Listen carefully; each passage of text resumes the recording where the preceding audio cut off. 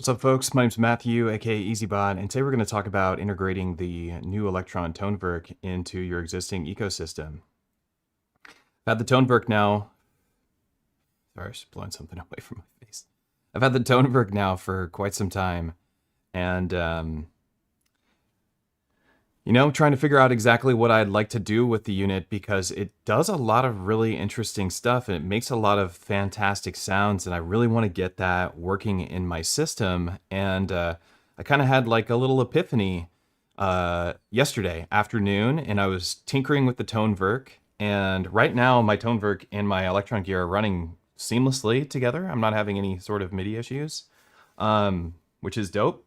So I've actually been able to integrate it, and I want to talk about how I'm doing that and this concept a little bit. It's a little bit about how I already do my general integrations with my electronic hardware, and how I use my Octatrack, how I use the Digitech, the Digatone, M8 Tracker, and any other piece of equipment. I have this formula that I do for all of my setups, and I've kind of, it's just the way I like to perform. And I found a way, because the Toneverk has multiple outputs. I didn't know why it didn't click with me immediately when I first got the Toneverk on to do this, but I want to explain it to you and make it so that you, or demonstrate why this is a cool idea, and maybe you'll adopt it into your system, and it'll give you some ideas and something that you could do with the Toneverk or any instrument that has multiple outputs.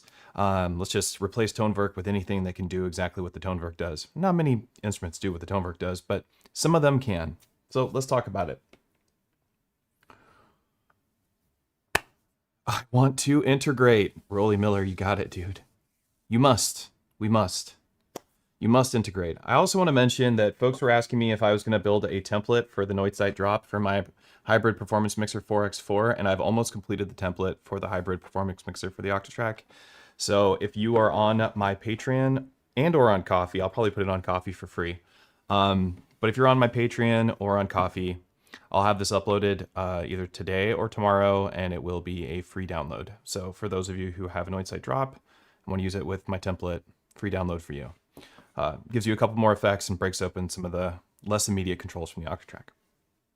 That was just a little side quest, which we've completed for all the XP that we could possibly get from it. Now let's talk about this integration. Okay, so here's what's going on. The outputs of A and B of my Toneverk, they are running into my Digitact. And I'll tell you why I ended up thinking these thoughts and doing this exact workflow. The outputs of C and D are running into my Digatone's inputs. So this is being split. And first, let me say, this is my drum machine. This is my melody machine. Okay, they both can do melody, they both can do drums, but they have primary purposes in my workflow. Typically, in a lot of these performance templates I like to design on the Octatrack, and why I like doing this on the Octatrack is because I can separate these drums and melody elements. I love that idea of separating drums and melody. It makes it really great for making custom performance effects. It also is just a good way to write music. Drum bus, melody bus, treating them differently, different compressors, different effects, different filters, all that kind of stuff, different compression. All that kind of stuff makes sense on a melody and a drum bus. We do this in our DAW, we do this in our hardware. We emulate the DAW in our hardware to the best of our ability. That's what we should be doing. I'm sure there's an argument somebody would make, why don't you just go do it on your DAW? And that's because I don't like doing it there. It's not as fun for me. So let's just get that part out of the way. I enjoy this process, and I enjoy finding these cool integrations, and I found another one. So because I can integrate, because I can choose what tracks and what buses go out which output on my Toneverk, I can send my melody out into one of these machines. And I can send my drums that I have in here, or weird ethereal drum sounds, into another machine, giving me the ability to process them separately with different effects, depending on what, stuff I'm doing on my Octatrack, but also just allowing me to think of them in two different ways. And the reason why this came up Let me tell you, this part's important. The reason why this came up all together is because there isn't still, even though Uminovox, I'm saying their YouTube name wrong, even though they came up with a pretty solid way to do sidechain ducking on the Toneverk, solid enough until they actually fix whatever's causing this to not have that and add the inputs in the compressor. There's a mod envelope on the Toneverk which should allow you to do really cool, fantastically complex and good, perfect sidechain ducking, or just ducking is what it should be called. It's not sidechain, just ducking using an envelope. But it doesn't work yet. And it will, for sure. I know that for a fact, but it's in the works. I've spoken with Electron. That kind of stuff is in the works, but it's not ready quite yet. So I was like, oh no, I don't want to wait. I want to play with my Toneverk now. I think this thing sounds really fun. I really love the effects, and what I've been doing with my little modular skiff is exactly what I've done with the Toneverk today. And that's what I want to talk about. So basically what I'm doing with the Toneverk is kind of replacing my little palette case that I love so much because it makes all these huge sounds because I have all these stacks of effects in it. That's really what it was a polysynth with a bunch of effects, and it worked really well. But now I'm just using my Toneverk. So this all came up because the way that I do my sidechain bus, and by the way, I have this very deep video coming out this week on how I believe you should, and me and everyone else who's using a Digitact or Digatone should be setting up their sidechain ducking in this bus format that just works really, really well. And the video is already edited. It's ready to go. I'm going to drop it this week and give everybody all the knowledge that I've come up with this and every reason why possible. But I'm utilizing this exact same idea in this workflow where my incoming audio, let me give you an example here. Right now, dog hairs everywhere. Right now, track 16 is my sidechain bus trigger. And this video that's coming out will explain this further. I'm not going to go into tons of details with it. But essentially, this has its own sidechain bus, this has its own sidechain bus, and I run stuff into it. It's not being triggered by the kick drum or anything like that. It's being triggered by its own separate track that is the sidechain bus track. Do with that knowledge what you will. If you already understand that, then you get it. Go forth, wreak havoc with your sidechain pumping extravaganza. I wanted my Toneverk to pump. I want these huge sounds to pump. And so what I did is I took my output, I ran it into my Digitact, and frankly, I did it wrong. I'm just thinking about it. Well, I can switch it up. This doesn't matter. I can switch this up. But essentially what I'm doing is I'm pumping my Toneverk from my Digitact. Let's check it out. So let's just remove all the sounds, leave my pumping track. We got this going. I'm just going to turn the volume off on the... Actually, we'll just mute what's going on in here. Nothing. All right, this is my Toneverk making all the sounds.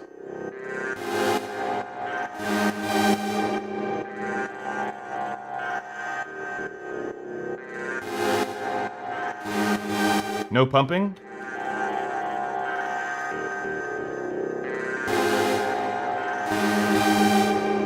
Okay, so I'm pumping my Toneverk, but I don't always want to have everything from the Toneverk pumping, and that's the advantage is that the Toneverk has multiple outputs, so I can have one of my buses get pumped when I want it to be pumped, and I can also take the turn the pumping on and off on a per input basis based on these machines, which is just fine with me because this machine is more of an external chaos box. It's like it's providing things that these boxes just don't do naturally. It's got this huge amount of polyphony, 64 voices, all these different effects, weird modulation, extra modulators, a different workflow that's a little counterintuitive to the Diggy workflow. I do believe that it will be more intuitive to this workflow as they start adding the feature set from Digitact 2 and Digitone 2 more into the Toneverk. But at the moment, what it resembles the most is an electron sequencer modular synth in a box. That's what I feel like it is. And like I said, I'm having 0 MIDI issues right now. That has been resolved for me. And it will be resolved for everyone soon. And so it's really fun to use, and I'm ready to start using it in my system. And yeah, so this is what it sounds like currently. I want to work on this a little bit further, but I really wanted to talk about this idea. And the idea is run A and B into left and right. Run C and D into left and right on your other machines. Separate them into 2 buses, not necessarily, you know, the tracks. You put whatever track you want into those buses, and you bring them into these elements separately. And so like you have part of this that works with the melody and you have part of this that works with your drums, and you think about that separately and you make these effects for it, and it'll be really cool in this way and fashion, and you actually get a kind of, you know, monitor what's going on via these machines, which is already so natural for you because you're already a Digitakt user. You're already a Digatone user, and you already know how to use the Toneverk because you're a Digatone and Digitakt user. So the integration is very simple, it's very fast, and I think that once you see this, or now that you've seen it, you know that it works and that it sounds dope.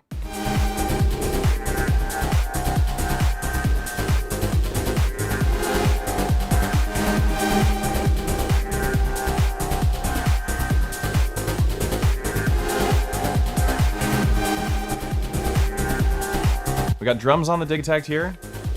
We have this synth wavy bass line on my Digatone, and then we have these more interesting sounds coming from the Toneverk. And what I want to do is add like a lead that's coming out a separate bus that's not going through the sidechain bus. And that's kind of the idea, right? Is that I want to have sidechain ducking, and I want to have tracks that aren't sidechain ducked so that I can have melodic elements go over the ducking elements, because the ducking creates this vacuum experience that's very rhythmic and very tightening. It sounds like a tightening of a track, and I love that sound. It makes a track sound tight is what I'm kind of getting at. And then when you throw something that is not ducked on top of that, it sounds extremely intentional. It sounds very finished, very clean feeling, very clean sound. So I'm actually going to switch where these tracks go out. Right now they're going into my Digitakt. I'm going to have them go into my Digatone. Let me see something here. So I'm going to go and turn up its input, and then I'm going to go into my setup, compressor routing. I'm going to get my left and right input. I'm going to go over to my Digitakt, and I'm going to actually remove the input of left and right. And then I'm going to swap where these tracks are going out. So track 1, the bus is here in the FX menu. I want to make the bus go out C and D. And this one, I want the bus to go out in C and D. Now it's much louder. And that's because there's makeup gain on my compressor.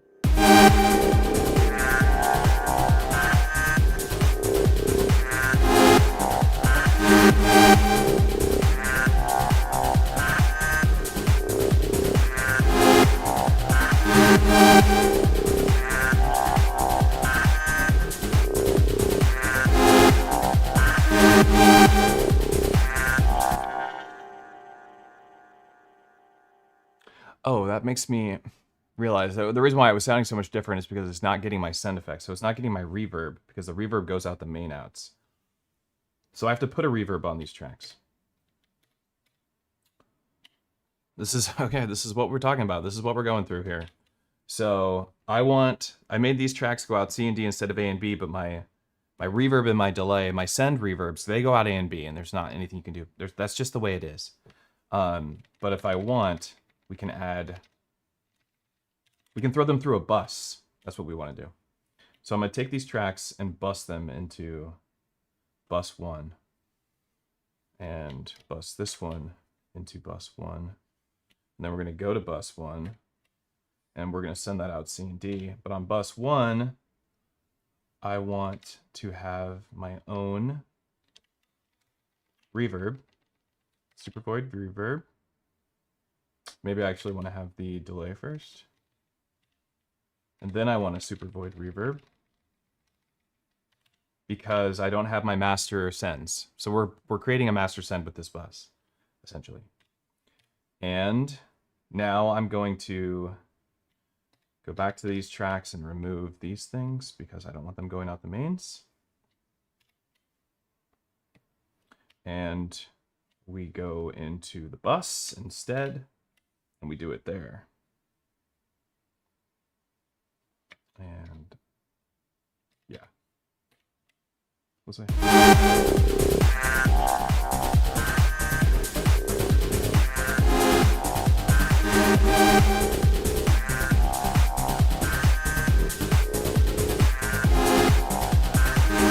Oh wait, what am I doing? Those are the sends again. I need to do it on the actual reverb. I'm a genius. Here we go. This will sound better. I was like, what am I doing wrong here? Let's get these sounding the way I like them. There we go. All right, we did it.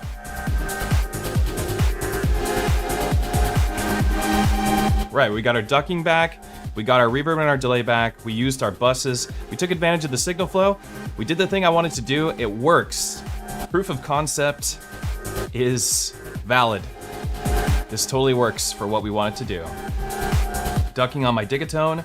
I got my separate drum bus. Now my main outs from here can run in to my dig attack, and I can do percussive things. I can do weird texture things. I could do leads that are on top of this that get processed through my dig attack separately. Everything works just as expected. Very cool. So if I go track 3, which is going out the main outs, we could find another sound if we want. Go to multiplayer. And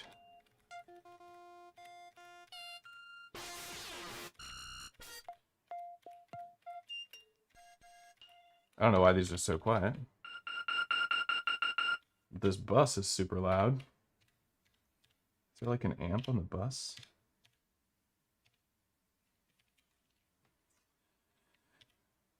If we go to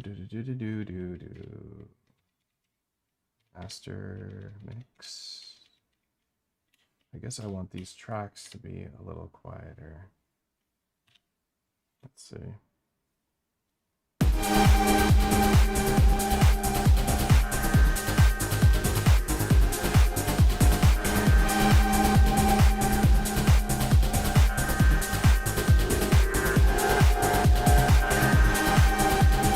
Okay, let's go back to track 3.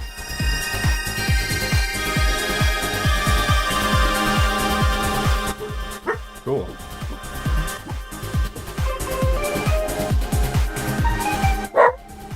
My dog's now going nuts. Perfect.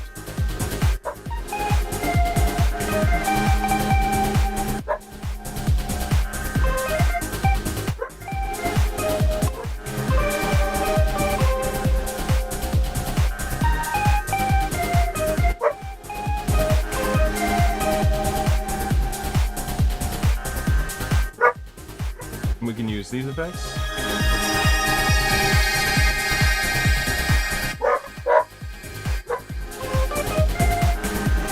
Switch over.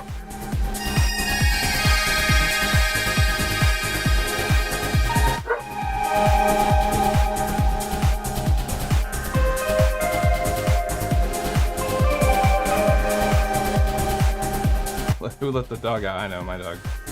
I just got back from the vet with her. She was sick.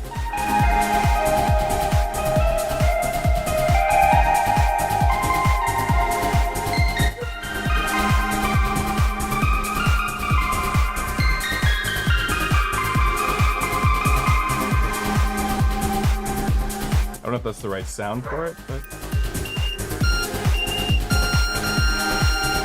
that could be dark.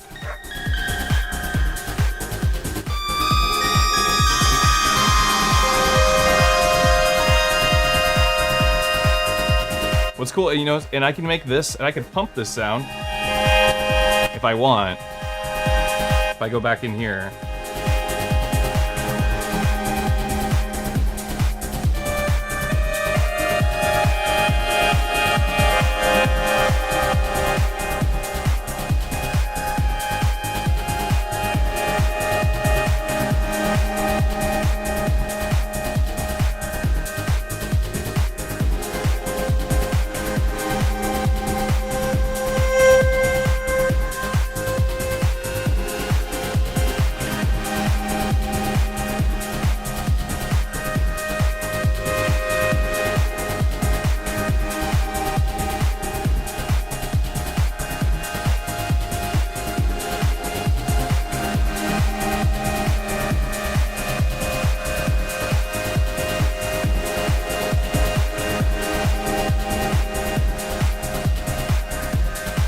Pretty cool what you can do.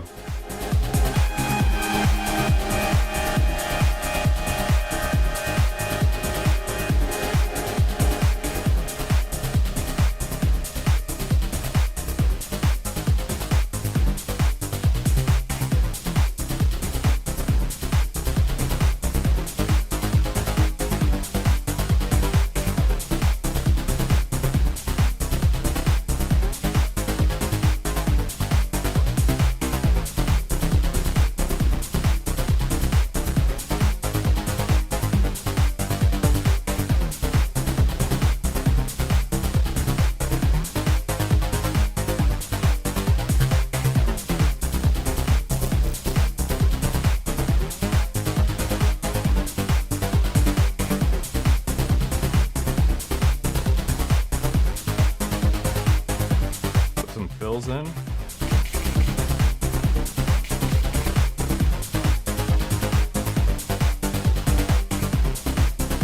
don't remember, where did I put that?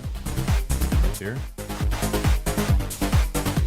I got this layered snare sound on here.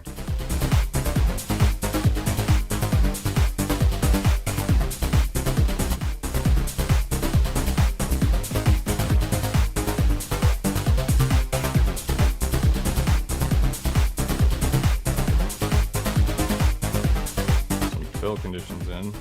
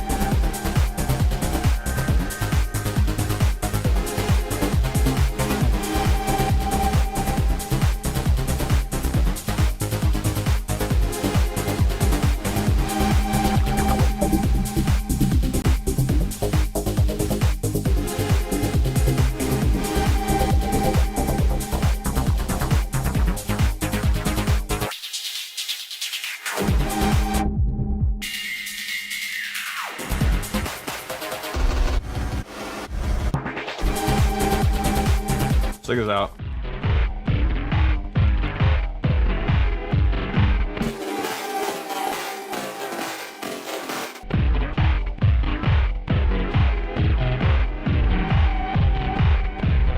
Stuff like this is like, I think these are like little gold mines. Like, it's so bizarre sounding.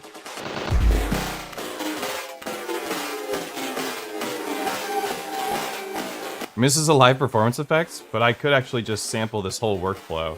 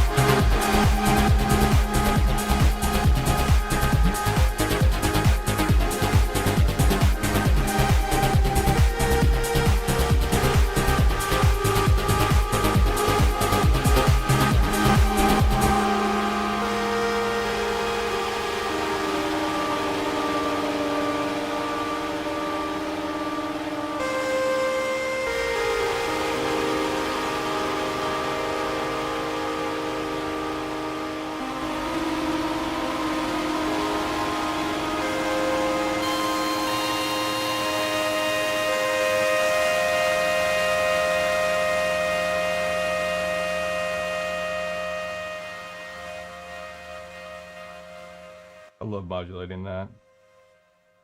Filter spread.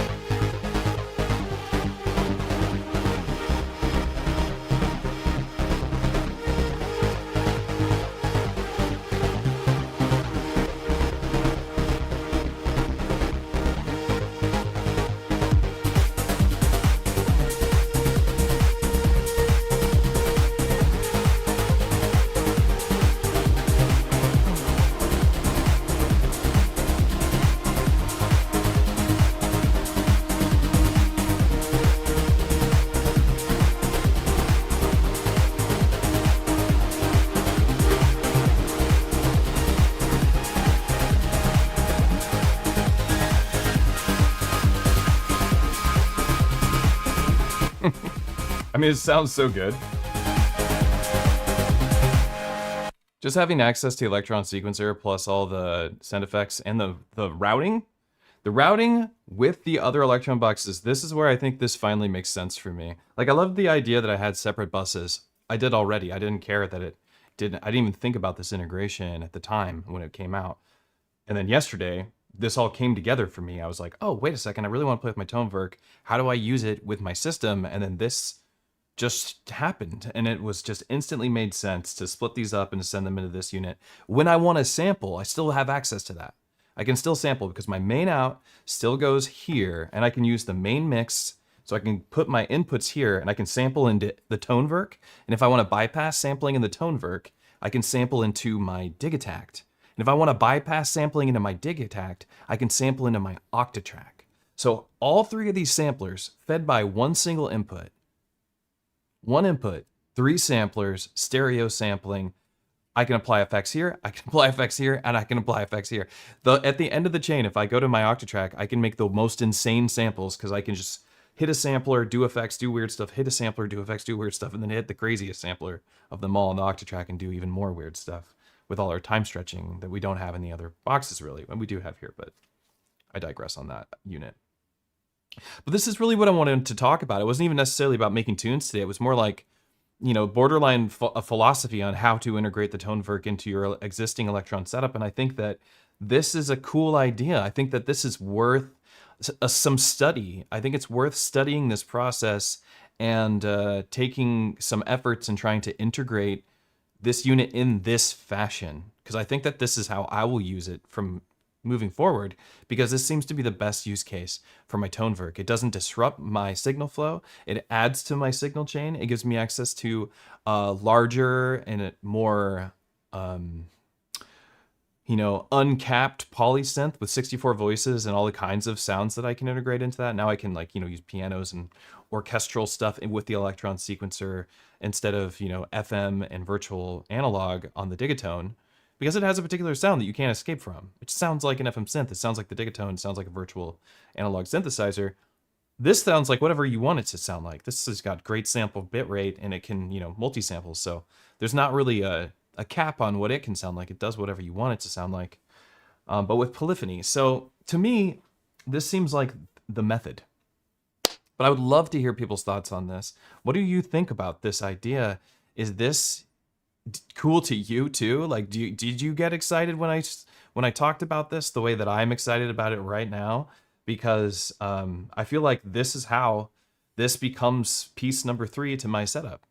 And I really want the Toneverk integrated into my setup because it offers sounds that I don't have, and because it's smaller and easier to carry than my modular synth, requires no patching. I just still love my modular and all, but I just can do so much more in a Groovebox, especially in the Electron ecosystem where I know everything so well.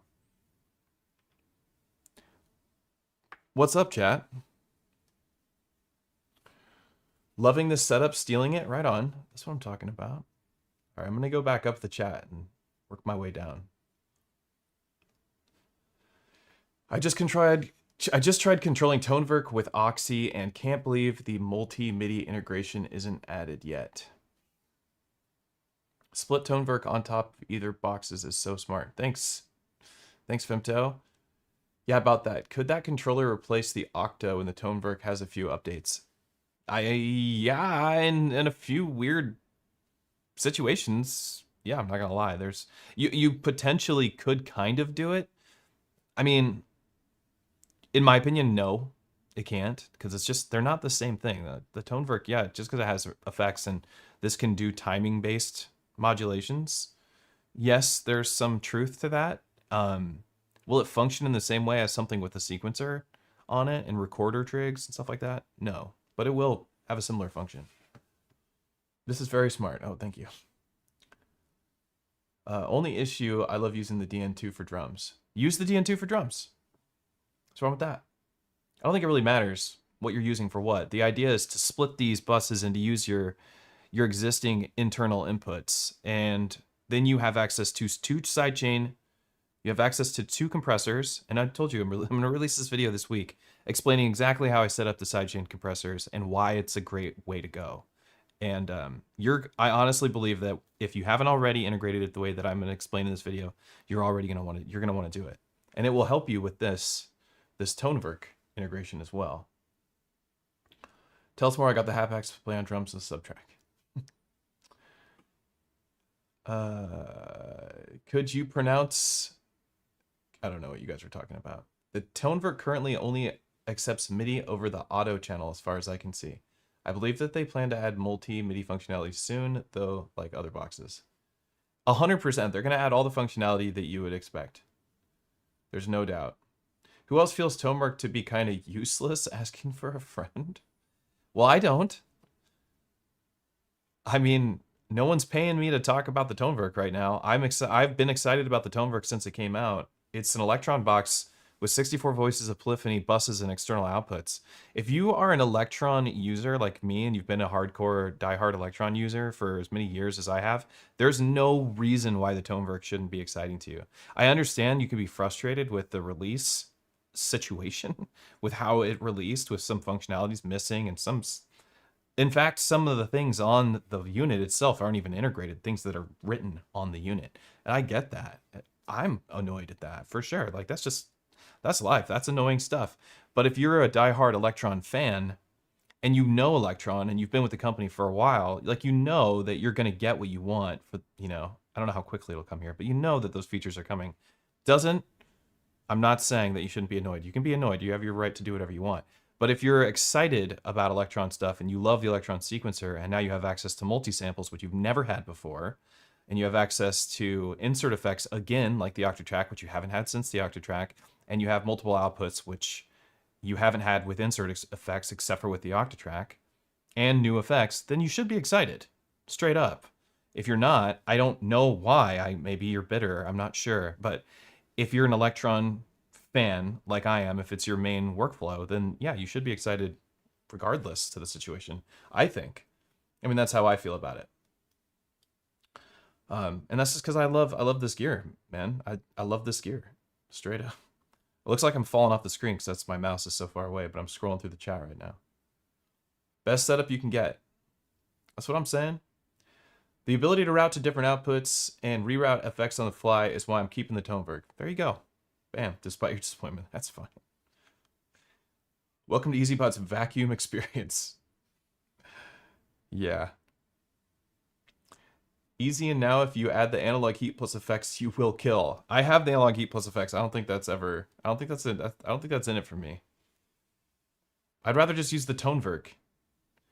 The heat in the heat plus effects, I think, is best used with your DAW to have access to analog distortion circuits. I don't care about the effects. They're cool. They're great to use as an effects box, but it's a huge effects box to use. So I don't know. I think it sounds good. I definitely think the warmth on your entire mix is fantastic. There's nothing wrong with doing that, but I'm not adding another giant ass box into my setup just for that. It doesn't do enough for me personally. Degrader is your new favorite effects. Degrader's pretty sick. I'd say like my favorite effect in the Toneverk is still this pitch delay, because it sounds like beats, honestly. And I know because someone said that there was the launch of Toneverk. Someone said, I think on Electronauts, that there was a granular engine in the presets. I didn't see it myself. This is just something that was said on Electronauts. But if it's true, then we are getting granular synthesis in Toneverk. And if we get granular synthesis in Toneverk, then everybody who was hating on it will go buy it again, because they're all going to wish that they had an Electron sequencer with granular synthesis. Because everybody loves granular.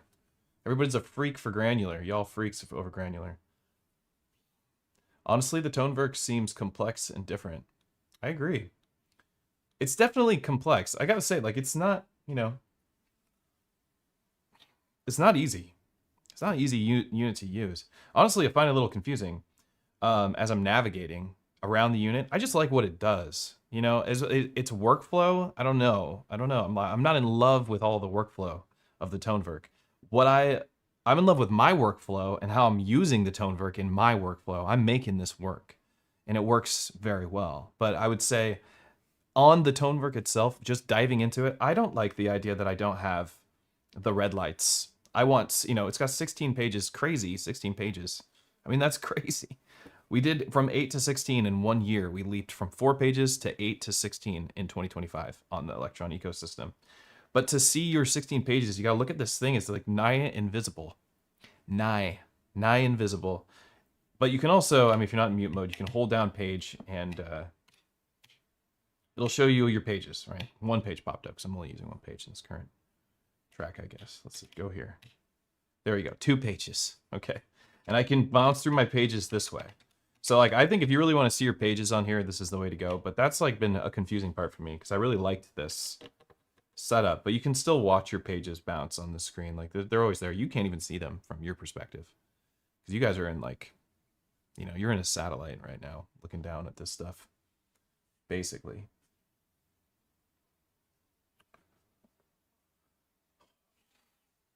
EZBOT. I didn't even think about putting Toneverk through the DT2. Love it. That's what I'm talking about, right? This is cool. This is cool. Ducking my digi like you wanted me, calling me. Nice. It's easier than the other boxes. It's very simple track sub bus mic. That's all. Right. I think you're welcome here as long as you're polite and respectful. I agree. If you're polite and respectful, please stick around, hang out. If you can multi-sample Omnisphere contact banks, you can. So somebody on another YouTube channel, and I downloaded it. I haven't put it on my Toneverk yet. But somebody on another YouTube channel, and I forget the YouTube channel. Forgive me, YouTuber, whoever you are, made a Toneverk sample pack, and you could get a free, just regular grand piano that you could put into your Toneverk. And so I was immediately like, I want a grand piano on my Toneverk.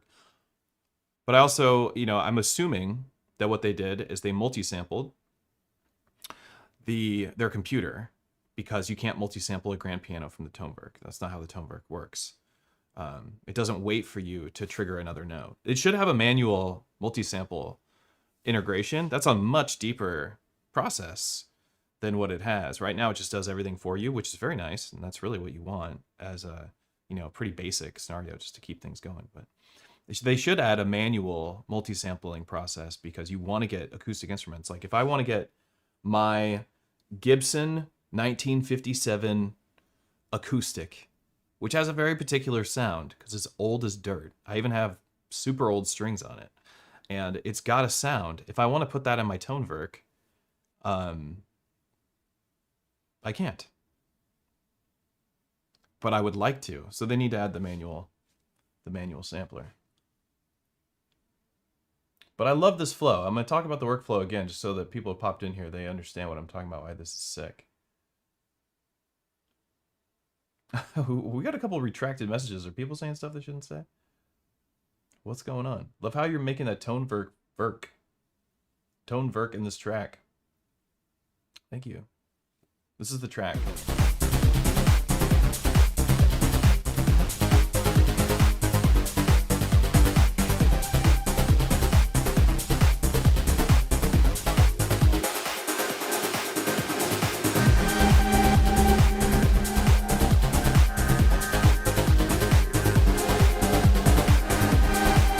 Actually, this sound right here,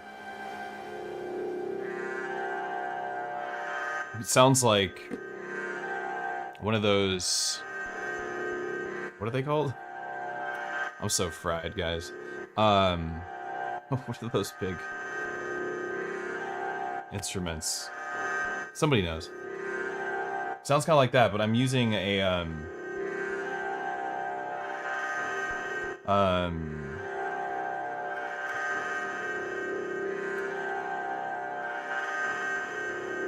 Chrono pitch. Didgeridoo, thank you. That wah. Sounds like a didgeridoo. Thank you, thank you, thank you. The didgeridoo sound is coming from this, so I had this idea as I was playing with this. Let me do a temporary, we'll do a memorize and recall. So I was doing this and I was playing with tune, I was just pushing down.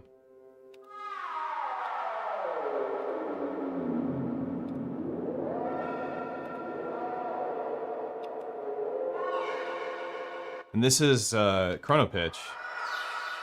So what I did is on my sequence, I was locking across 4 different pages, different pitches in chrono pitch. And it would have to, like, it would slide up to those pitches, but it was like basically a granular, just tiny little samples. And so it sounds like this. This is without it.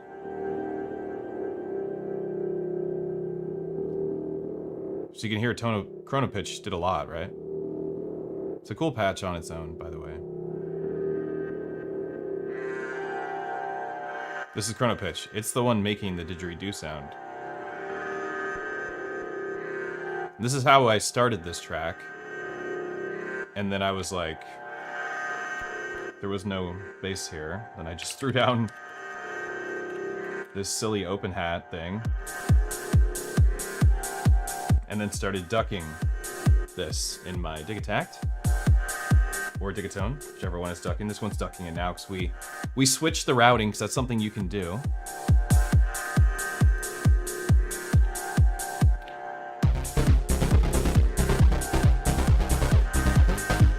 Arpeggiator. A couple of the spots missing in the arpeggiation. We're using the Swarmer synth.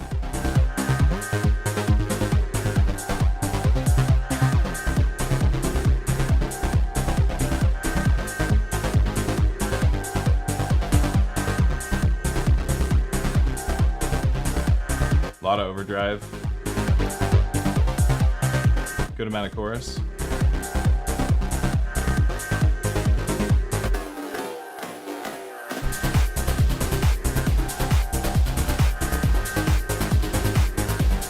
That effect is so sick.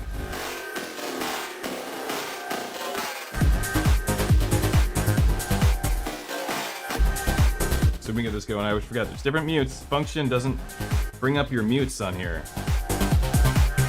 You gotta go into mute. This is something they need to change. I don't want to hit mute, I want to hit function. I'm used to doing that on all the other machines. Keep them aligned, Electron. Keep them aligned.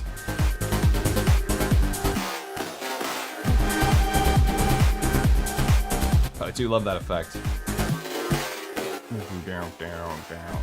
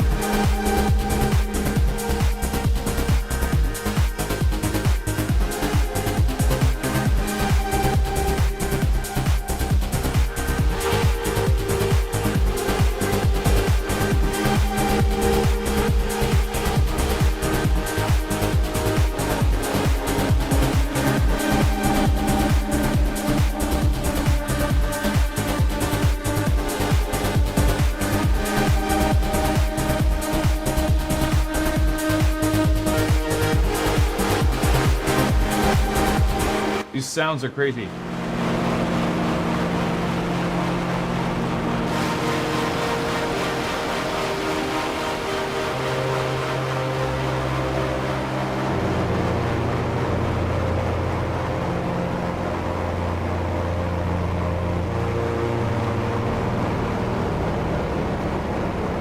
This is insane.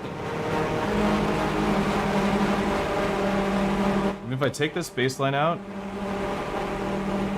and these sounds, and we just play with this.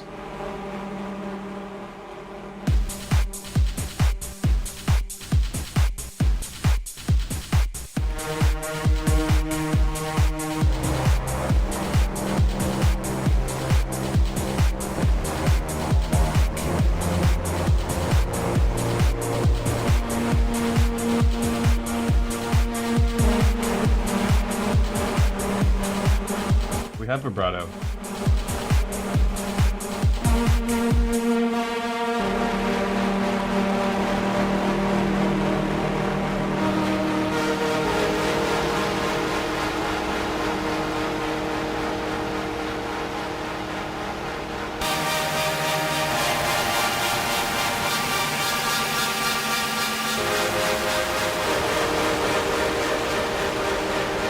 Crazy.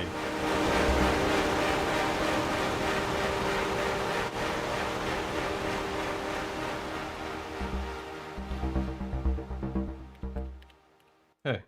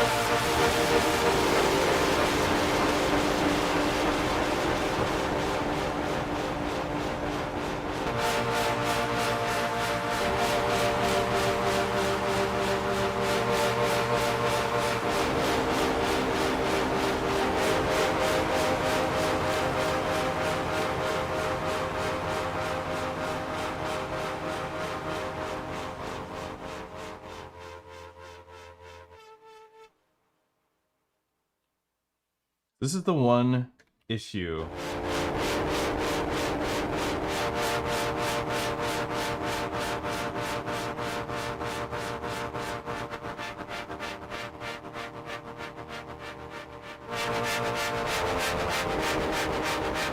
Oh, it's really messing with my skull.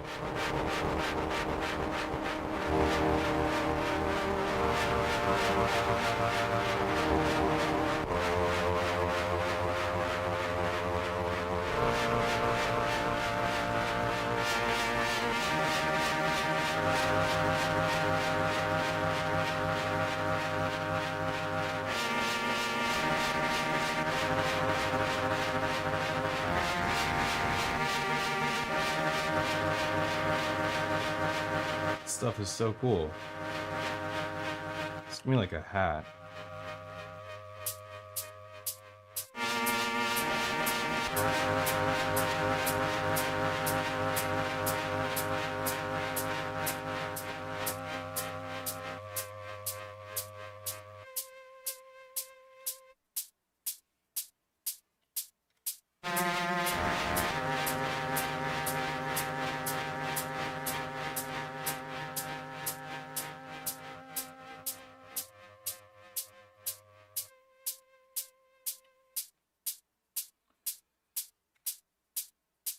We gave it its own reverb.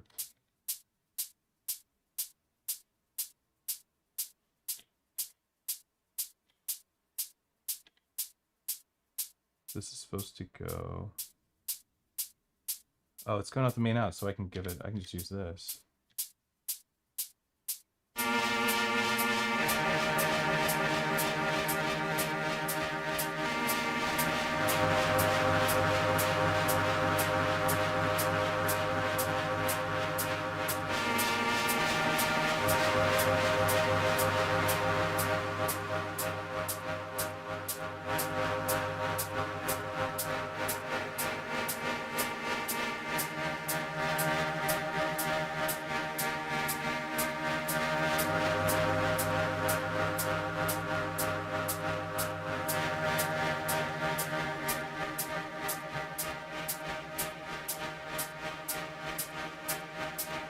Doesn't work.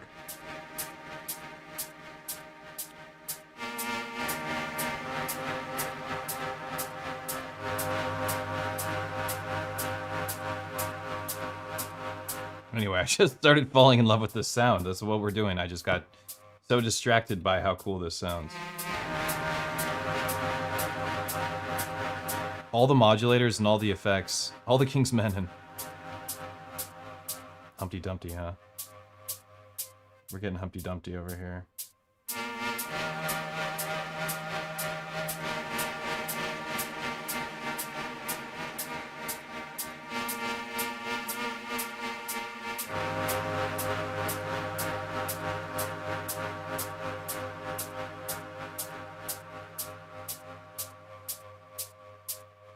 I like the chord, the guide light.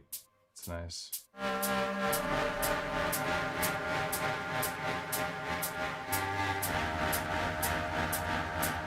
Stick with the 1-3-5-7 for sure.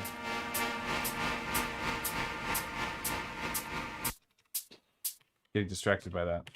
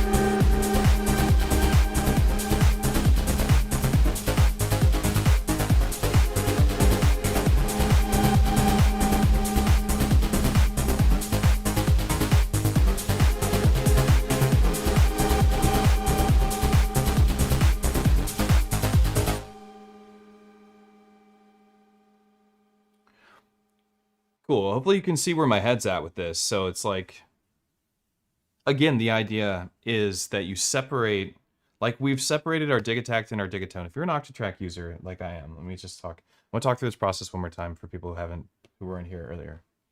So what we've done is we have the Digitact running into inputs A and B on our Octatrack. We have the Digatone running into inputs C and D on our Octatrack.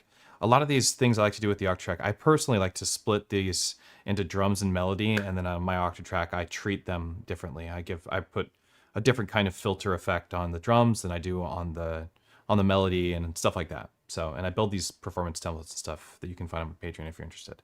But that's how I like to treat stuff. I like to split them into 2 different buses. The Toneverk has 2 different buses. It has 4 buses, but it has 2 different output buses. It has a main out, and it has a C and D out, and then it has an input, stereo input. So what I've done is I've taken my A and B outs, run them into the inputs on the 2 inputs on my Digitact, which allows me to treat the Toneverk to whatever I'm doing on my Digitact. So if I'm doing sidechain ducking over here or something like that, I can do that too. The bus from the Toneverk, the main out bus from the Toneverk can run through the Digitact, so on and so forth, which also gives me access to the sampler on the Digitact via the Toneverk. So I can actually sample post Toneverk effects on my Digitact, and then I can also sample again if I want into my Octatrack. So it's crazy sampling workflow that I've never had before or even thought about doing. But then I also have C and D outs going into my Digatones, which I can treat as like this more heavy melodic stuff and run that into the Digatone, and then process things in sidechain and all that kind of stuff within my Digatone, because you can sidechain your incoming audio from its own special sidechain track as well. So that just allows me to have like 2 different sidechain rhythms for one, or whether or not I want to sidechain the stuff from the drum side, or whether or not I want to sidechain the stuff from the melodic side. Still gives me access to the sampler, gives me access to Toneverk's 64 voices and all the crazy effects that it has on my melodic and my drum side of my incoming workflow, and doesn't impede anything in my existing setup. And I even currently, right now, have this connected in this whole conjunction. This is my performance rig at the moment. Check this out.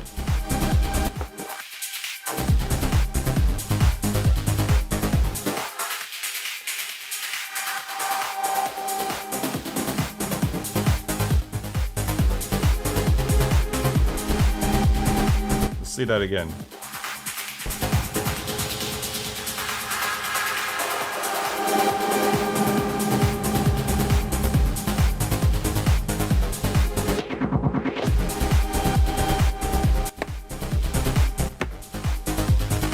I mean, if I don't have the ultimate insane workflow that I've ever had, I don't know. This has got to be the craziest stuff I've ever put together on my system. Honestly, I only need this.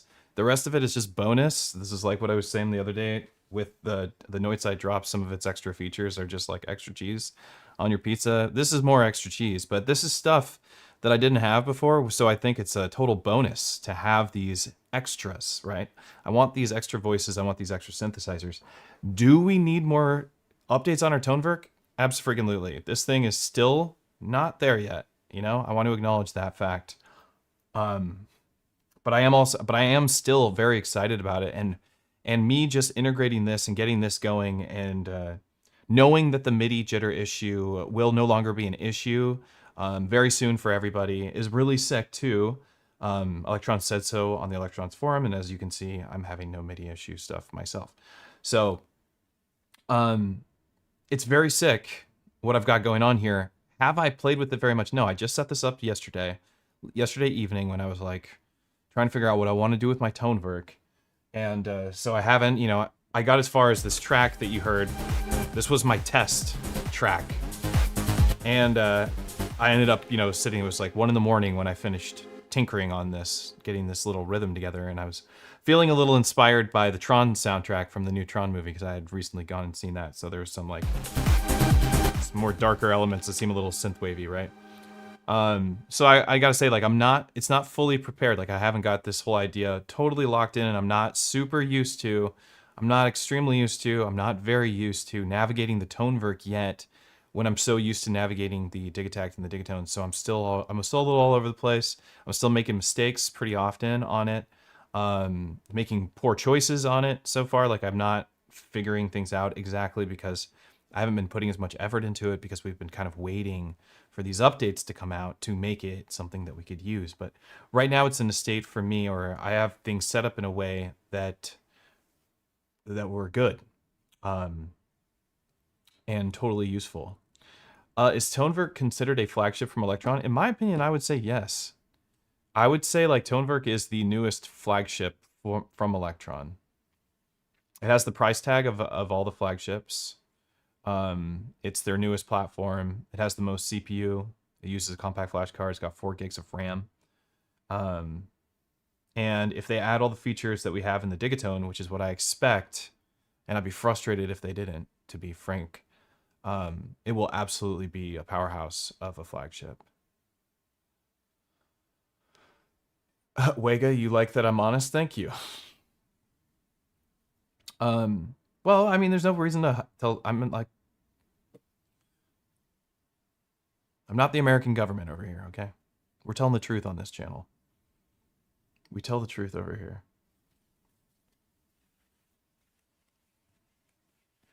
Release the Toneverk files. Release the update files. That's what we want.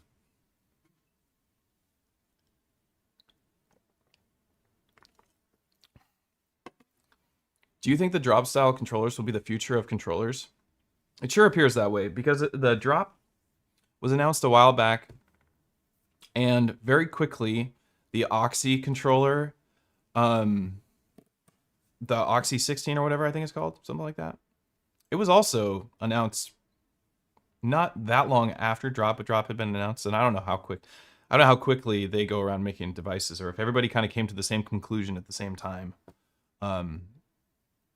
about controllers. But it would appear that these controllers are all kind of coming out right now, and people have figured out that people want automated stuff, automated effects, and the snapshot scenes and stuff apparently can be done, and we have small enough chips to fit in skinny controllers. The Nightside Drop is very skinny, extremely robust, like really hardcore. I mean, like, I didn't know how much it cost, because Noidside sent me the unit. Okay, I didn't know how much Noidside drops cost. I'm not gonna lie, I had no idea.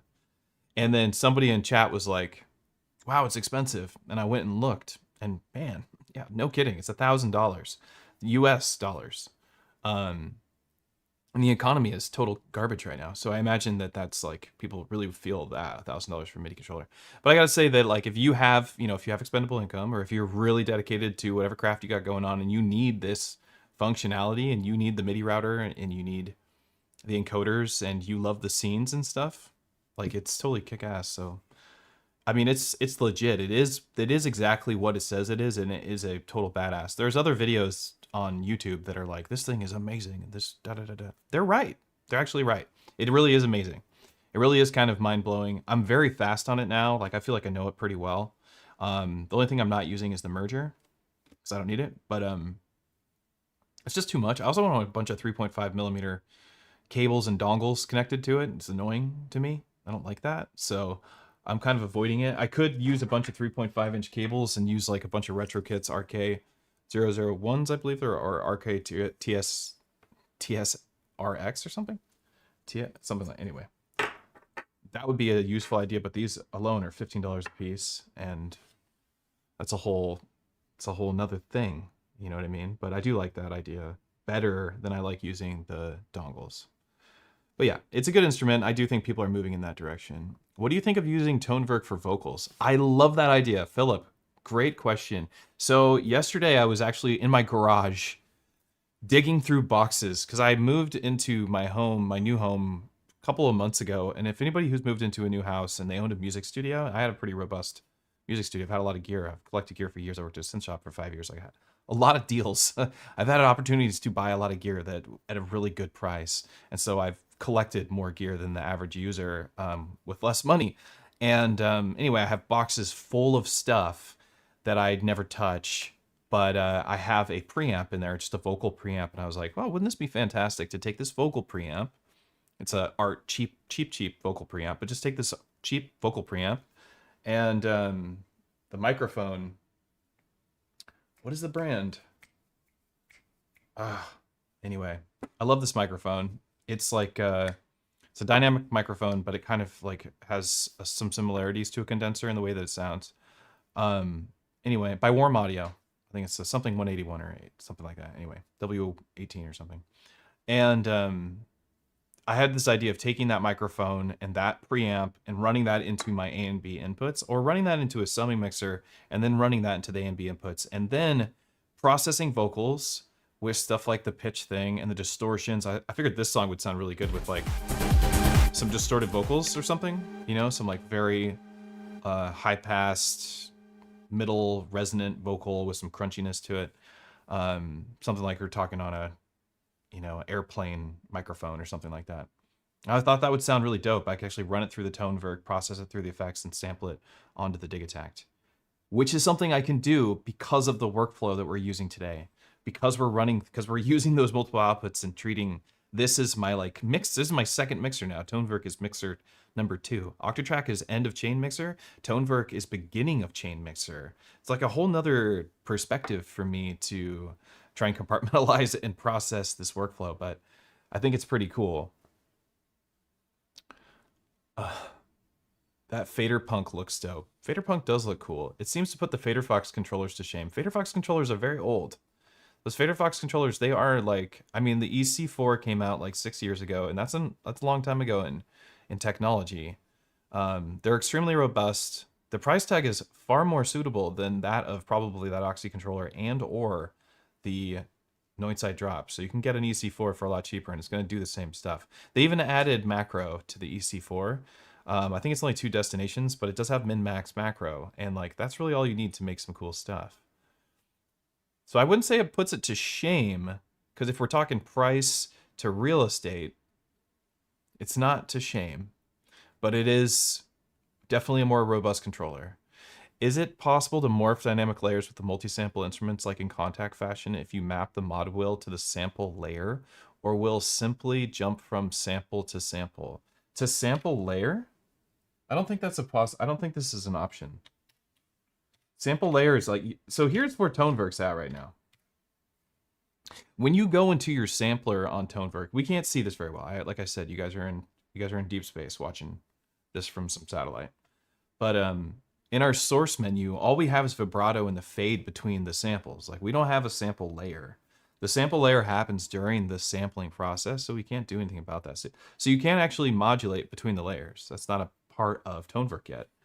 I do think, and I don't know, and I'm being totally frank with you, I do communicate with Electron, and I do sometimes know stuff before you know stuff because of my relationship with them. But I'm telling you, I'm not lying right now. I have no idea what they're adding to the Toneverk.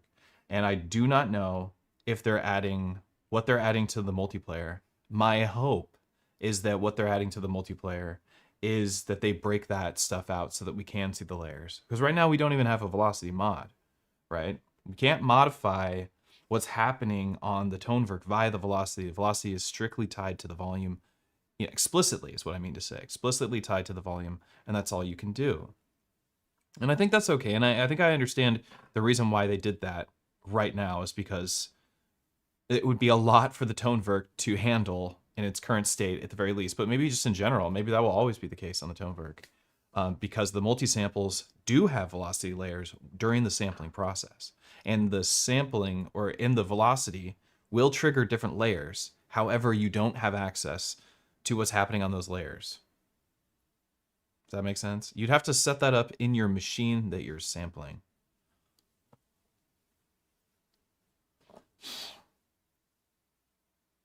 You meant sample layer selection. Yeah, that's what I'm saying, part of K. You can't do that.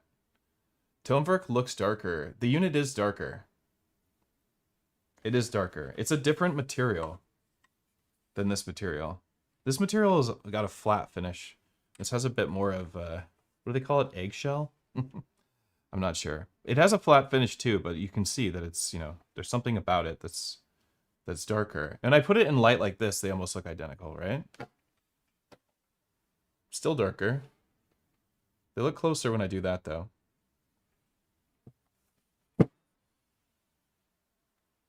But it is darker and harder to use.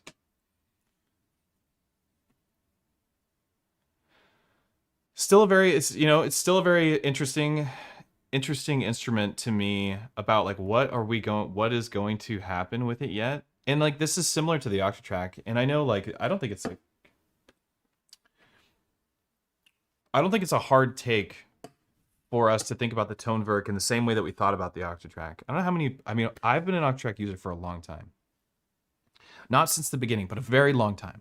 For many updates, lots of things have been added to the Octatrack during my formidable Octatrack years. There was lots of things that didn't exist on the Octatrack that later got added, like trig conditions, for instance, stuff like that. It never was in the Octatrack when I was first using the Octatrack,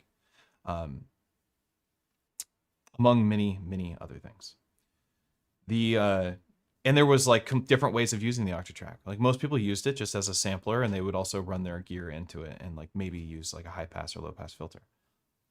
But now you can do all sorts of different things with the Octatrack because it's been explored enough.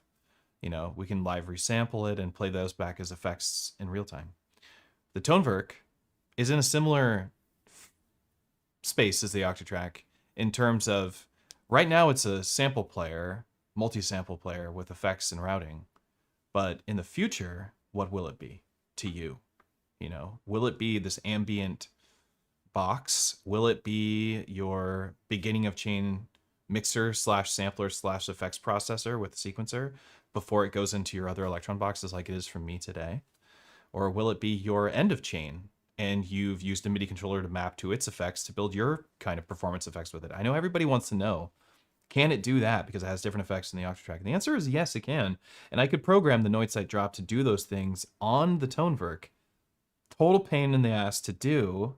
And from what I understand, it's still using the auto channel, so I don't know if it's exact. I don't know if it's totally possible quite yet because it needs more firmware updates.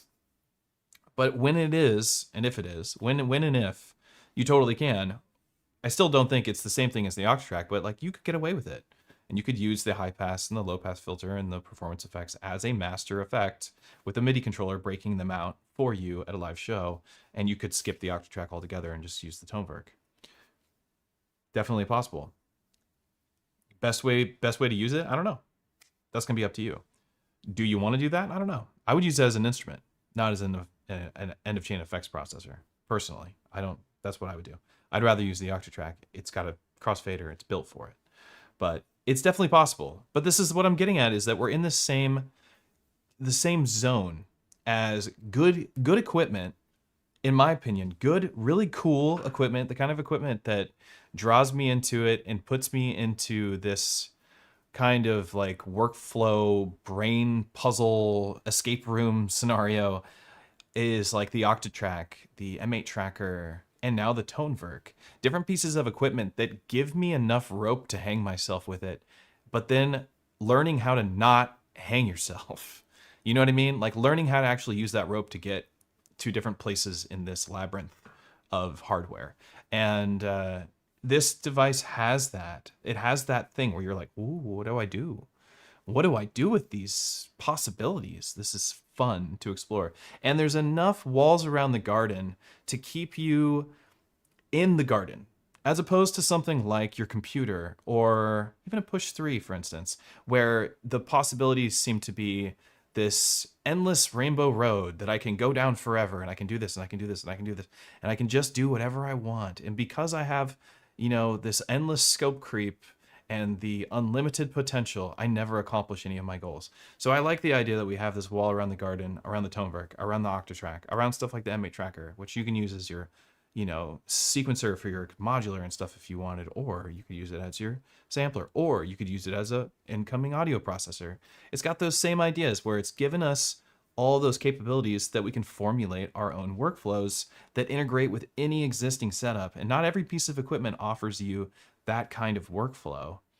And I happen to really like this particular XOX style sequencer with parameter locking and trig conditions and all that. And that's what this unit has. So personally, I'm really stoked on that aspect of it. And that's why it's on the table today. And that's why I'm trying to integrate it into my system. And I have accomplished that goal. There's still more work to do. I'm still trying to figure out, like, you know, what are the sounds that I like the best? Like, what are my favorite effects on here? What modulators do what they're supposed to do? Is there more bugs for me to squish and squash and find? And is there things for me to avoid and stuff like that? And the answer is yes. I'm still finding things. And I'm still avoiding things. And I'm still figuring out what I like to do. Some of, like, you know, I could go on and on about the things that I'm perturbed about that I want this to do now, which the number one would be that I want to be able to hold a note and hit yes and hear that note. I'm so used to that workflow now, which wasn't a thing until just a couple of years ago. We've been working without this forever, but we all integrated it into our workflow so seamlessly that now it's really annoying if I don't have it. I do like that when you hold it down, like this pops up and lets you know, that trigger, you know, is off the scale. That's on the other boxes as well. So they got a lot of the same stuff as they did on the Digitac 2 and the Digatone 2. But not everything. Look at a percentage now. That wasn't there before either, you know. There's all these little new things that I'm noticing that I've never seen before in this box. I mean, this is the same, but this eventually is going to be a thing that we want to play with. Maybe you'd even want 2 Toneverks, like one for drums and one for melody. You honestly could just use Toneverks for everything at this point. You know, once they have pattern mutes and stuff. Because like I've mentioned before, you can actually hold the mute button, hit copy, and it will copy the mute states. But copying a global mute state has absolutely zero value. Because it's global. So it doesn't do anything. Why would you copy the global mute state? I guess if you wanted to do this. So I guess there is value. I guess I can go like that and then paste it back in. There's something. There's a cheat code for you for the day.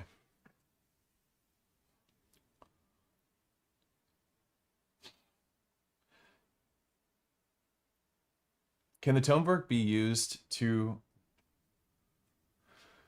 record effects C-bar? Yeah. Yeah, that's what we're talking about. Is that it can be used to do all sorts of things. And in this particular setup that I showed off at the beginning of the stream, it's extremely effective at exactly that. Oh, I hate Electron for keep going with this sticky coating. Good seeing you here, the Toneverk stuff. Oh, Send Control, yeah. Send Control's awesome. What's up, dude? Happy to have you here. Love your stuff. Loving the tunes you're making on the Toneverk, by the way. Sounds great. I would bet the gain staging is going to be a hard thing to manage. I think so, too. In fact, I'd say the Toneverk is kind of loud. Like, it sounds a lot louder than the other boxes. And it has a different way of doing volume. If you haven't seen this. Even though, I've never seen a volume dial like this pop up with a percentage. They're adding all these quality of life features that I didn't ask for, and quality of life, not the ones that we already are used to. But it's cool that they added them. You know, I'm happy they're here. We'll get them all, hopefully. Agreed, the Toneverk feels fresh. You have the best demos of stuff created with the Toneverk, in my opinion. Would you ever work with Electron if they offered you to hire, or is that conflicting with your goals? Are you asking me? Are you asking Send Control? Because Send Control's been doing a lot of stuff that works with Electron too.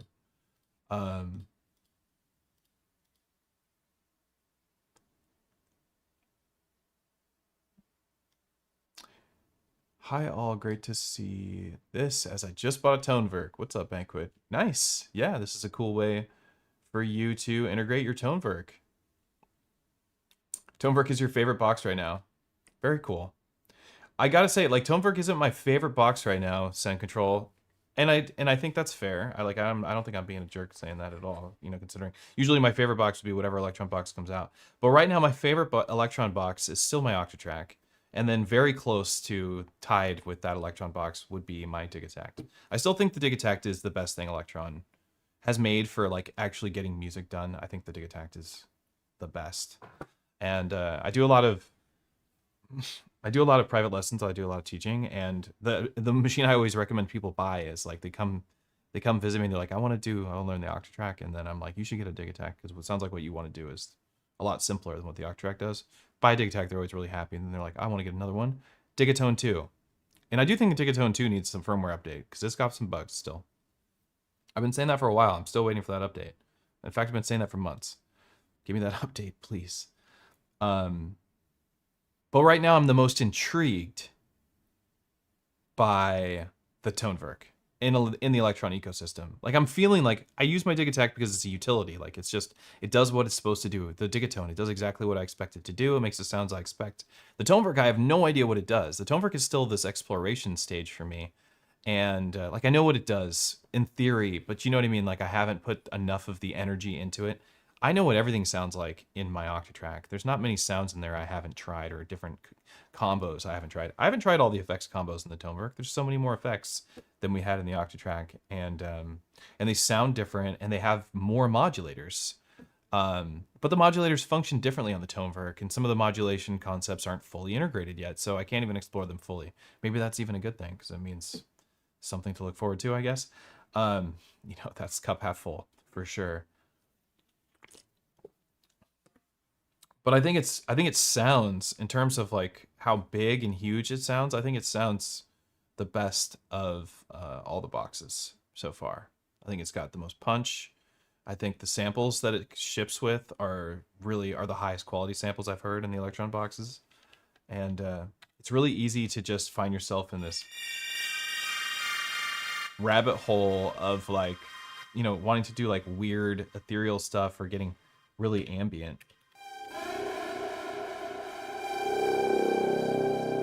Forgot I don't have the pattern change set up on here. I don't even think I've tried doing that. Should we see how that works? Let's see if it does work. MIDI config, sync, program change receive, channels, program change in, channel 10. No auto channel. All right, let's see. Pattern 4.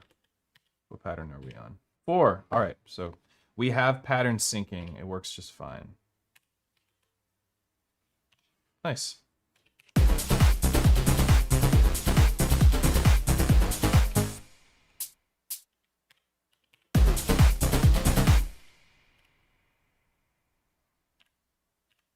Oh, and it took me to the right bank too, because I wasn't in that bank before. So what bank was I in? Bank 1, pattern 6.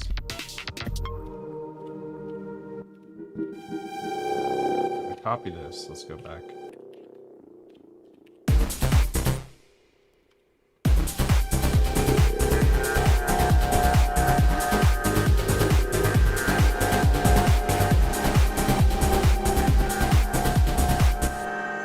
Okay, now we've got it all synced. Now it's fully a part of my system. It's fully integrated. When I move patterns here, Toneverk moves into patterns with me. The only problem I have at this stage, this is fine, like we're at a great stage here, but my only issue is that I don't have pattern mutes. Pattern mutes is such a huge part of my workflow that it's so difficult for me to integrate things that don't have pattern mutes, because it usually just means that I have to be so conscious about the units that don't have pattern mutes because they're not on a rail. They're not like, they're not preset to be like not muted when I get to a certain stage of my song or different patterns. So I have to, go in and have them muted. I have to just, in other words, it's just another thing for me to have to pay attention to. So I don't like that I don't have pattern mutes yet, but I think I can get away with it because my modular, even though my modular did have pattern mutes, because my modular was getting sequenced by my electron boxes. So yeah, I could potentially sequence this from here, but that would be blasphemy, in my opinion, and kind of an annoying thing to do. Let's see. The single player, I think, sounds really, really good. Single samples, tonal.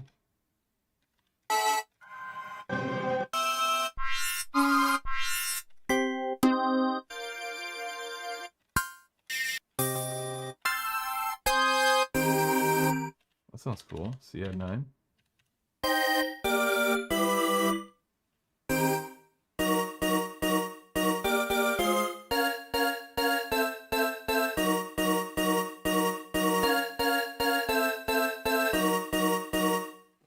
We got to go into our step editor, which is such a different workflow.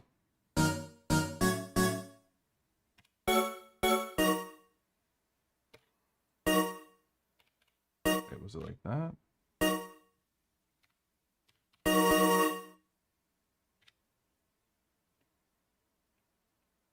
Let's just change this altogether.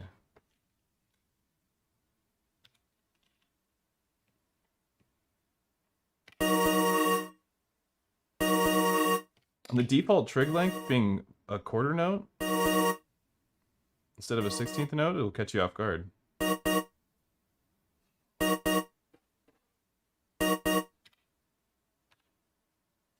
What were the notes I was doing?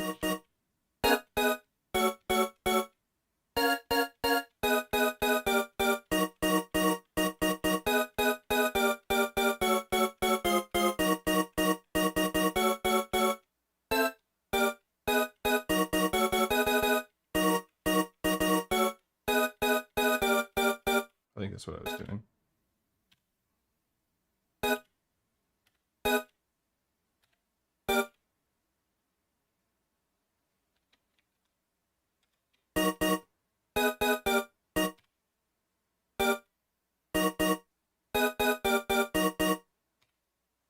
I mean, that's not what I had in my head. That's not the right spacing at all. Something better to put in manually. So this is one of the things, though, that I found that's a little frustrating is the chords. Like if you want to put the chords in, right now we're using a sample, but if I wanted to put chords in, you have to record them live. Like you can't pull the trigger and then hit the note in chord mode and it'll put it on there. You have to actually record them live, which to me is a little bit annoying.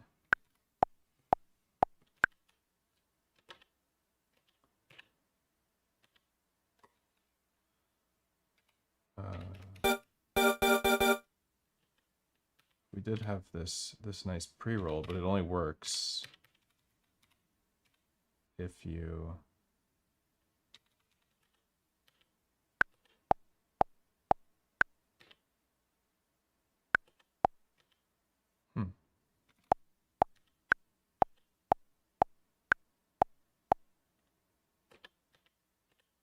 should work from here.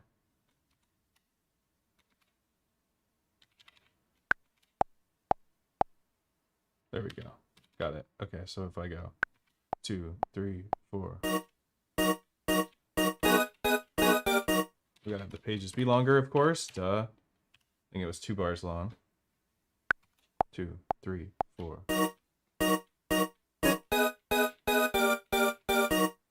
We got one mistake in there.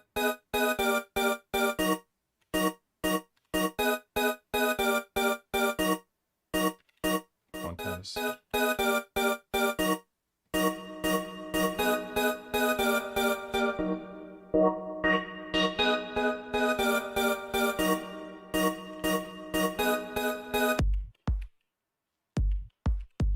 Okay, that quieted it down because that made my Digitact remember that it wasn't running, that the mixer wasn't turned on yet.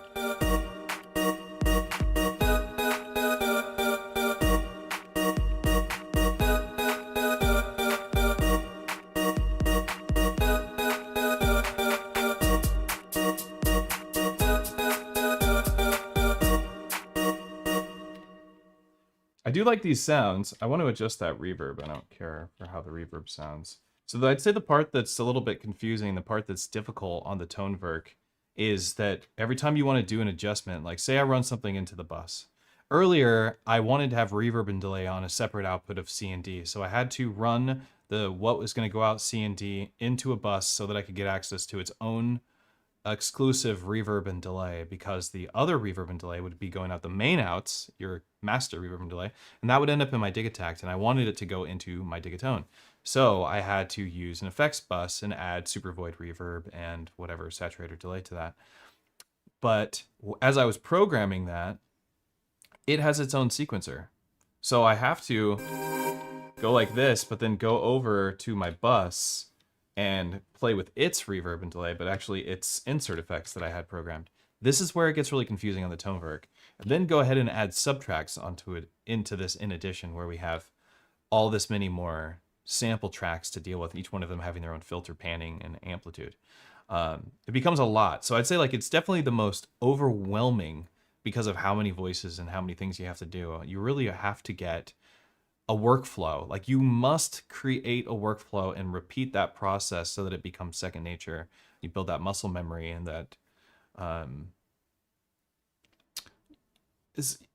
don't know. I guess that's it. Just repeat it so you build that muscle memory. I'm not there yet. I haven't done it enough, so I don't have that muscle memory yet. I do know where my mistakes are when they happen, but I'm not stopping the mistakes from happening in the first place. I'm still making the mistakes. So that's the stage that I'm at, is still in the mistake making stage. Because it's a little bit tough.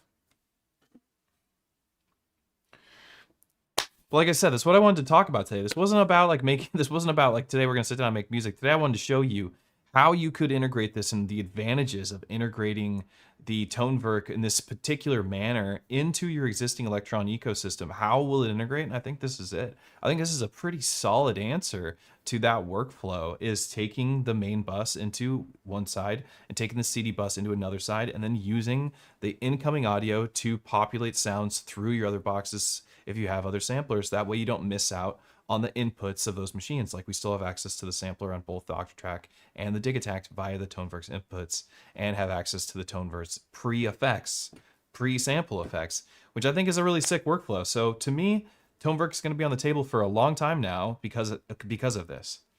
And so now I can keep this here, and when I want to grab something, maybe the Toneverk isn't even playing live all the time. Maybe the Toneverk acts like a modular synth for me at sometimes, where I sit there and I craft a sound, I craft a weird sequence on it, and I sample it into my Digitact, and I chop it on my Digitact, and I move it around, or on my Octatrack, and I move it around and I make it different. That's fine too. I think that's a good use of the unit. Just like that's kind of how I do it with my modular. Sometimes I sample the modular so that I don't have to take the modular out with me. Maybe I don't always take the Toneverk out with me. Maybe I use it in this fashion, or for the sampling, that is, or we use it like this where we do the dual bus and we work it into our workflow. Right now, there's no reason not to use it. I've got this cool, if I threw a drum break behind this, it would totally kick ass. Which I could do, but we're not going to, because I think I'm going to conclude on this thought, because we've already been talking about this for an hour and a half, and I just talked your ear off because I've had a bunch of coffee, but also because I'm excited about this, because I was kind of feeling a little disappointed myself, where I was like, what am I going to do with this machine? And, I love this workflow. I love the way it sounds. I love the Electron workflow, but I was having a hard time integrating it into my Electron gear. But then I broke through the fourth wall, so to speak. That's not a good analogy. But anyway, I broke through whatever wall was preventing me from integrating it with my existing gear. And now that I'm through, I'm excited to explore. And so I want to go in and find some sounds and like get the best use case. Kind of want to make like some EDM with it, to be honest, because I feel like this thing could do some really cool like weird EDM dead mouse type stuff. I think that could be really fun. But also just make some like really make some minimal techno, because it's got all those weird little sounds and blippy bloopy ethereal texture stuff that I can get. And now I'm ready to use this machine and take advantage of its polyphony and its insert effects and routing to accompany my existing boxes. That's news to me today. Pretty cool. As of last night, you know, my brain, it clicked in my brain, and now we're here today. And I wanted to share that with you this Tuesday, because we stream every Tuesday here on this channel, and it's, you know, often about Electron stuff, pretty often, 99% of the time. Sometimes we do other stuff. But I thought this was important to share with people who do a similar workflow to me, or people who have Toneverk, so want to know how to integrate it with your stuff, because maybe you're feeling as confused as I was, how to integrate it. And I think that this works. I keep like trying to pop my ear. I think I got like water in my ear. I'll never understand the sticky thing. I'm not sure either. Toneverk will work one day. It's working now for me. Do you think Digitech is still worth it in 2025 for around Digitech 1 for $450, $500? I wouldn't spend that much on Digitech 1. Yeah, I mean, yeah, sure. Because I mean, the other one's $1,000, but you can get a used Digitech 2 for like $800. I don't know. Digitech 2 is such a vastly enormous jump from Digitech 1 that I have a hard time ever wanting to use Digitech 1 again. I mean, it's useful, but it's like, I'm not gonna spend $500 on it. I think with the future updates, this device will potentially be a very good candidate to replace the DAW, and I believe with a few of them, it would be possible to even make soundtracks. Absolutely. I don't know about replace the DAW, but I do agree that you could use it to make soundtracks. That day might be today, but I don't know. Are you going to try out the TR-1000 on your channel or no? TR-1000 is here. Oh, you can't see it. Anyway, it's over here. Yes, I'm going to bring it on the channel. It's enormous. It's enormous. It is the size of... It takes up this much space. That's the TR-1000. It's a giant beast. And it is a wonderful sounding machine, the TR-1000. Wonderful sounding machine. And the workflow is greatly improved. It's the best Roland workflow I've ever had. That being said, it is not the greatest workflow I've ever used. It doesn't compete with my Electron gear in terms of workflow. It's got a cool workflow. What it is a great sounding drum machine. The workflow isn't amazing, but it's hugely improved from the TR-8S and any other like Roland thing I've ever used. So I've never liked Roland workflows, ever. I've avoided their stuff for the most part, except for their sound sources like 303 and stuff like that. Otherwise, I don't like their stuff in terms of their writing workflow, their sequencing and stuff. This thing is much better at that. They've kind of, you know, copied a little bit of Electron, so it kind of works a lot better. But it's a beast. It's an absolute beast. And actually, my idea with it was to pair it with the Toneverk. And I was just going to run the Toneverk in and use... The reason I was going to pair it with the Toneverk is because I wanted to use its incoming sidechain bus, because you could sidechain the incoming inputs. But this is actually, this current workflow that you're looking at here, where I have this going in here, this going in here, and I have two different sidechain buses, is actually much more flexible than the workflow I was going to do with the TR-1000. But yeah, we are going to have it on the channel, there's no doubt. I learned it, and I feel pretty confident on it. There's some stuff that I still haven't dug into, but like, I'm pretty confident on the unit. I've learned it, I like it. I'm gonna keep it, even though it has some issues. It's crashed on me, and it also has this pattern kit issue where they put silence in between kits and patterns. I think that's a problem. The Roland needs to address, or they're gonna lose. People are gonna return their units if they don't address it. People who perform live are gonna return the units. Studio musicians aren't gonna give a crap, but people who play live are gonna get upset. Crazy that the analogs don't and likely will never have pattern mutes. Aggravating. Agreed. I don't know why they don't add them. In fact, I had a few conversations with Electron about adding pattern mutes to the Octatrack years ago. And they listened, like we had a conversation about it. And there was something that they said, they said it was just not possible or something. I don't know. I don't know if that's true. But at the time, that was the response. I worry that Electron will get worse with managing updates for all devices. I'm gutted my Syntact isn't getting any more. Companies unfortunately sell on updates without being transparent about them. I don't know, is that true? I mean, the Syntact hasn't gotten an update in a while. That is true. The Syntact hasn't gotten an update in a while, and I do think it is due. I do think it is due for an update because nothing's not been out very long. It should definitely get some updates. It needs a compressor. Master compressor. That's what it needs. It needs a master compressor that'll make the Syntact way better. I don't think it needs very much. It just kind of needs that. Just a master compressor. I think it'd be fine. The rest of it's fine. Yeah, I doubt Syntact will get any decent updates from this point on. It will. They're gonna update the Syntact. They're not gonna abandon the Syntact. The Syntact sold like they sold so many of them. People are playing shows with them all the time. I'm sure they'll update the Syntact. I haven't heard anything. Again, I'm not lying about that. I don't know, but I'm taking an educated guess here. It is still built on the old architecture. They'll probably just focus on the newer boxes. I don't know what the Syntact is built on. I'm not sure about this. I don't know enough about the Syntact, so maybe I'm wrong, but you can make mistakes. I think companies that are still selling products and there are known defects should fix them if they can. Yeah, I agree. You know, if all the YouTubers continued to highlight the shortcoming on this machine, it would force them to correct their mistakes. Glorifying a problematic box just makes things easier. Not trying to be negative, but I fear this is the beginning of the Electron demise.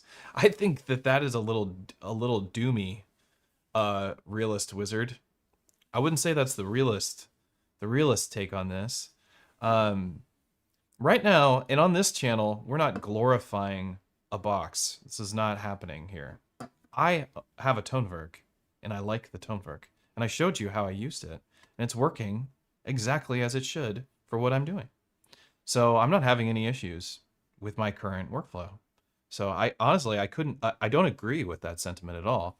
But I personally was the person who found several of the bugs that no one knew existed, including Electron, and shared them with Electron with you live on this channel. So to say that YouTubers are glorifying or highlighting stuff and not talking about the shortcomings is just not true. Because I am telling Electron what's going on, and I'm doing it live. So I think that that's valid. Don't forget Gapgate. The TR-1000 workflow. I don't think it's terrible. I think the TR-1000 workflow is very similar to Electron, but I do think that it is not quite the same. I think it's, I think it's got some stuff that they need to work on. It's another new unit. It's a new ecosystem. The thing's going to be around for a really long time. And I really do like it. I just, it's an expensive unit for it not to have some of the bells and whistles that I kind of expected it to have. It's much more expensive than the Toneverk. I can imagine people getting a lot more upset about that than stuff in the Toneverk. I don't know Roland well enough to know that they're going to address stuff like the tiny bits of volume dip in between pattern changes with different kits on them. I don't know if they do stuff like that. Do they address stuff like that? I'm not sure. I don't ever buy their equipment except for this TR-1000. I do know that Electron will address what's going on the Toneverk. And I paid for the TR-1000. I didn't get it. No one hooked me up on that sucker. I spent a lot of money on that sucker. So I have expectations of it. I got a 30-day window. But, I want to see them address that stuff too. Have you managed to figure out if the Toneverk has space inside for a battery mod? I bet you it does, because it's a digital machine. So I would expect that there's a big chunk of empty space in there. But because they do have more inputs, because they have some external inputs and outputs, and it has this compact flash card reader and there's a lot of buttons, and it's pretty shallow. So maybe not, honestly. But in the Octatrack, there's like massive room. I have a battery in my other Octatrack. It works really well. Electronic instruments are like the weird paradigm where there is a prominent mindset of consumerism versus the mindset of musicianship. Like, we don't have the same critiques of flutes and their limits. That's a good point. Why haven't they updated the frickin' flute? Send control. And they are a lot more expensive. Flutes are expensive. Where's my freaking flute update? Why doesn't my flute have a multisampler? Or why doesn't my flute have like 6 insert effects? Although there are some digital wind instruments that I think they do have some sound effects. But you're right, that's a really good point. We do have a really high expectation of electronics, bigger expectation, and I think that's because it's a different, well, it's a different perspective because we kind of just think that computers can do everything, but also I think it's a different consumer. I think there is some expectations from like people like the guitar heads when they come over to electronics, they don't have an expectation that things are going to do everything. Like people who are just in the electronic realm and started off with everything, like in their DAW, and they leave the DAW to go to hardware, and they find that there's massive limitations everywhere they go. The flute lacks innovation and needs an LFO pronto.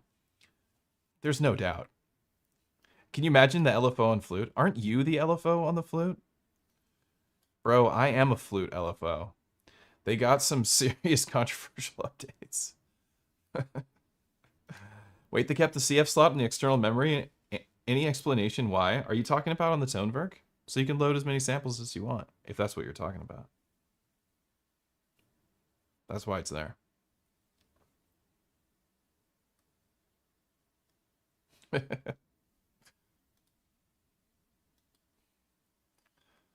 I'm glad we had this chat today. I'm glad that we hung out and we talked about this workflow with the Toneverk, and I got to show off this workflow. But I'm also glad that y'all just given me some laughs and kept me company this Tuesday afternoon, because it feels real good. Not gonna lie, feels real good to have some laughs. Not music, no music production today. Just conversation. Just conversation, just talking about the workflow.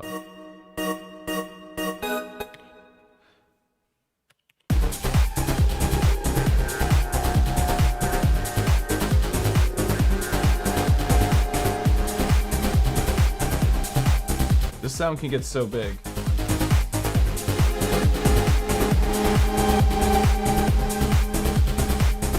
And what is that?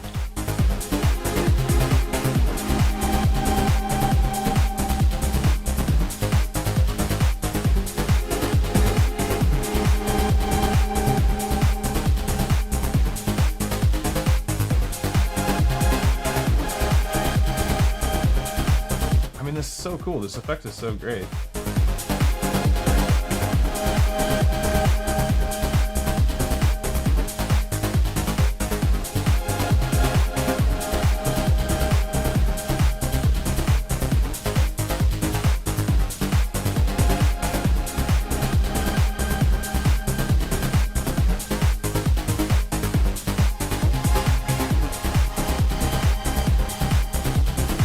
Then we also have our bus that we get to adjust.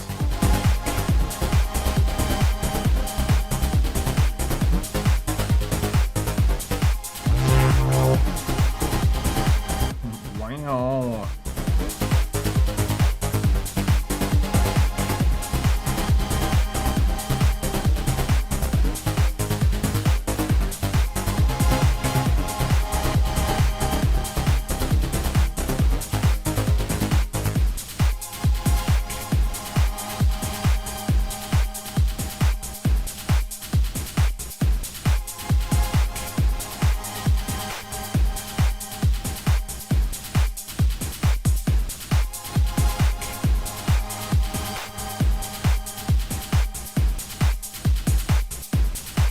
Bass notes on here. C, C, everything C, G sharp, G, C.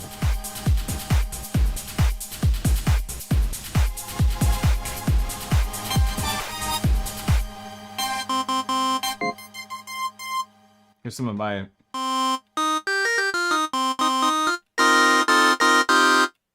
multi-samples that I made.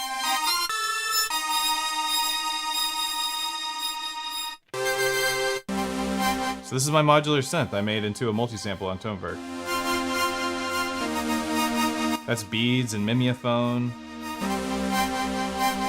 FX Aid, Monumatic, Overseer.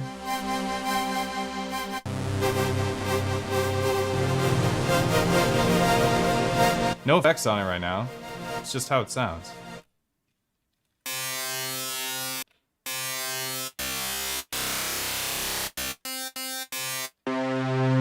Whoa. You do have to wait for these multi-sample tracks to load.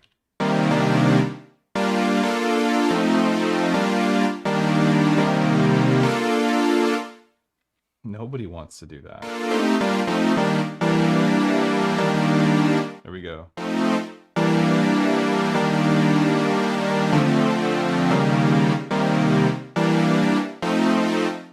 How does it handle the stuff outside of the scale?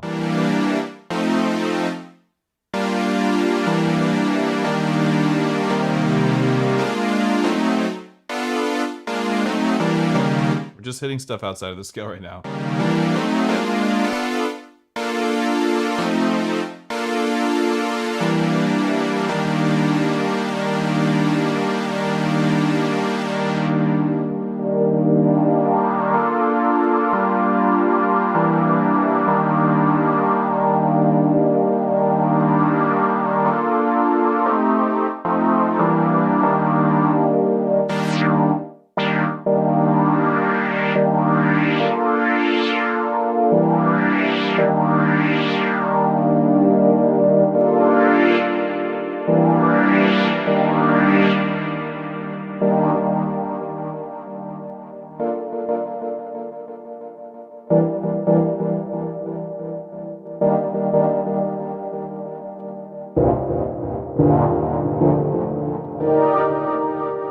Pretty cool. I do like that I can sample it.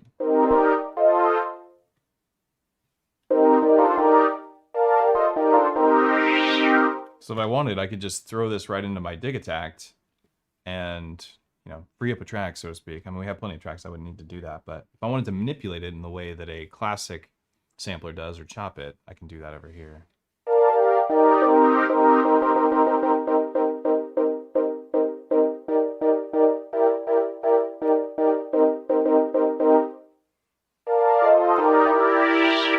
Yeah.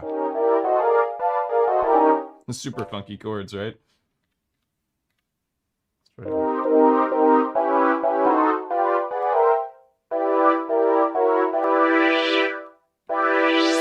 Makes sounds better without the filter, honestly. What I do hope that they add, something that is missing that I really love about the Digatone, besides the note edit, I love the note edit on Digatone. This is fantastic. Is this the chord mode, the function, the save chord memory is actually really dope. And also when you're programming a chord on here, keep these muted. When you're programming a chord on your sequencer, from what I understand, that's not going to have all those notes. I mean, where do I even see them? I only see them here.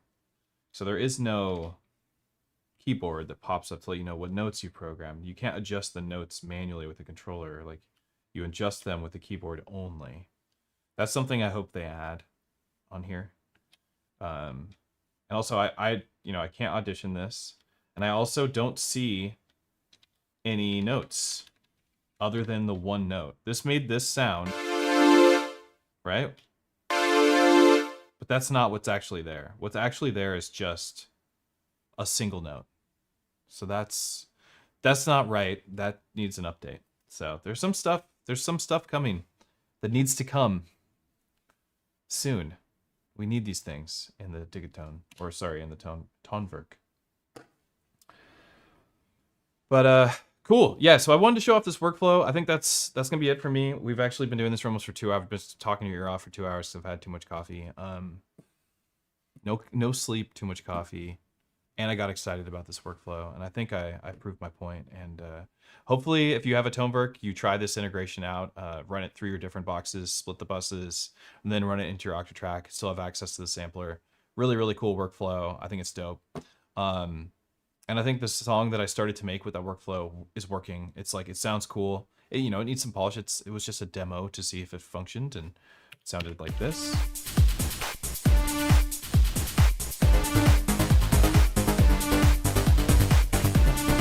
Actually actually like whatever's happening there. Wasn't supposed to be there like that.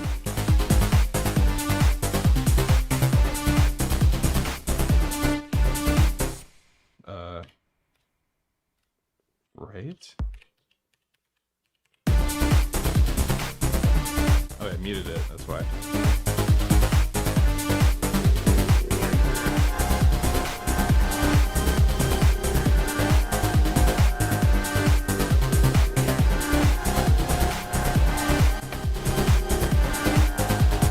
Tritone substitutions.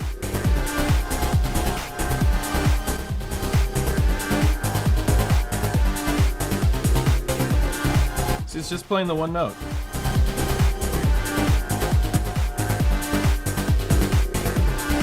Which I can't even find. Why not?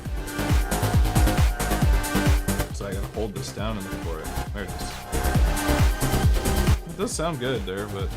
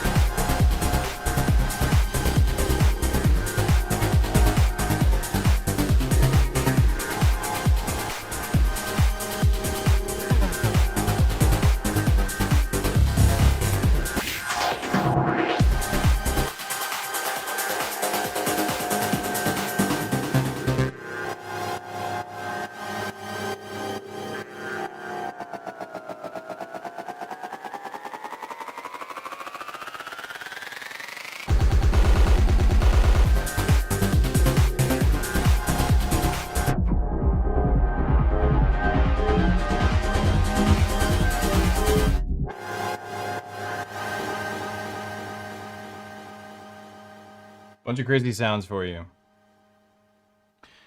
All right, folks. My name's Matthew, aka EZBOT. I'm gonna let y'all go. If you want to get your hands on these crazy sounds, you were watching me play, watching my face. You should have been watching the gear. I do that mistake at least once a stream, so get used to that if you like watching this channel. But what I was doing was playing with this new performance template called the Hybrid 4x4. It's got lots of cool effects in it.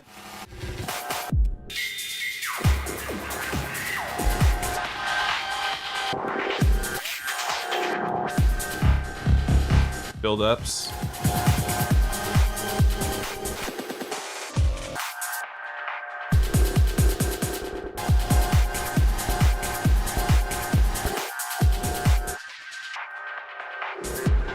Automated build-ups. Like this one.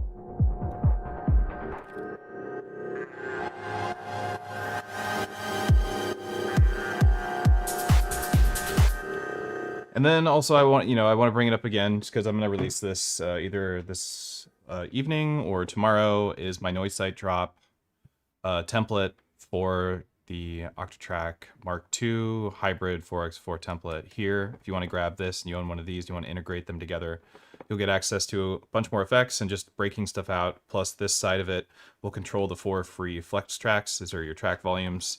These are temporary mutes. They are just toggles. This would be your main mute. High pass, low pass, or high pass, low pass, resonance, and this is your send effect for effects too. So either, right now they're all delay sends. And really fun. Makes the template even more fun. It gives you more use, makes these easier to control while you're messing with these effects. You don't have to go over here and play with these while you do this. So really fun stuff. You want to check that out, that's patreon.com/EZBOT or coffee.com/EZBOT. You want to support this channel, you can just go ahead and keep going back. That's how you support it. Last thing you clicked on is the thing that's YouTube's gonna try and get you to click on again. So just keep coming back and hanging out. It's really great. There's all sorts of membership stuff. Discord is free. You can join that. There'll be a link for that in the chat description below. The Patreon is free, but all the cool perks are paid for, unfortunately, but they're very affordable. And you can pick up the templates on Coffee. And there's affiliate links listed below if you want to buy something like a Toneverk, for instance, or anything else that I've listed there. It gives me a really healthy portion of the margin. If you're familiar with how business works, I get a good portion of the margin without it actually costing you anything extra. So that's a great way of supporting the channel, and also making it so that I can do stuff like a live stream every Tuesday for 2 hours and release videos. And I have a bunch of videos recorded and cut already. They'll be released over the next couple of weeks on all sorts of cool stuff, such as the Sidechaining one I mentioned here. So look forward to that. And that's how those videos get made. They pay me so that I can continue to make content and continue to research these machines and develop ideas and share them with you like we did today. Y'all are the best. Thank you so much for hanging out. Great chat, great comments in there. Appreciate everybody, and I will see you either this Friday for another live stream. Definitely see you this week for another video release, and if not, I'll see you next Tuesday for another live stream. Everybody have a good one.